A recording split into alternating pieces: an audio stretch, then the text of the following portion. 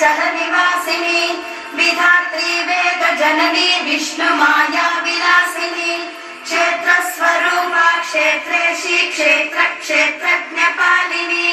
क्षय वृद्धि विनिर्मुक्ता क्षेत्रपाल समर्चिता विजया विमला वन्द्या वन्दारु जनवत्सला वाग्वादिनी वामकेशी भक्ति मंडलवासिनी भक्ति मत्कल्पलतिका पशुपाश विमोचिनी संहृता शेष पाषण्डा सदाचार प्रवर्तिका तापत्रयाग्नि संतप्त समानादन चंद्रिका तरुणी तापसाराध्या तनुमध्या तमोपहा चितिस्तत्फल लक्षार्था चिदेकर स्वरूपिणी स्वात्मानंद लवीभूत ब्रह्माद्यानंद संततिः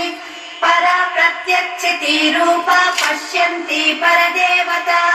मध्यमा वैखरी रूपा भक्त मानस हंसिका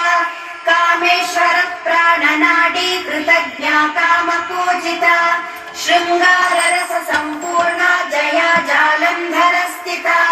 कोड्याण पीठ निलया बिंदु मंडल वासिनी रहोया दत्तमाराध्या रहस्तर्पण तर्पिता सत्य प्रसादिनी विश्व साक्षिणी साक्षि वर्जिता षडंग देवता युक्ता षड्गुण्य परिपूरिता नित्य क्लिन्ना निरुपमा निर्वाण सुखदायिनी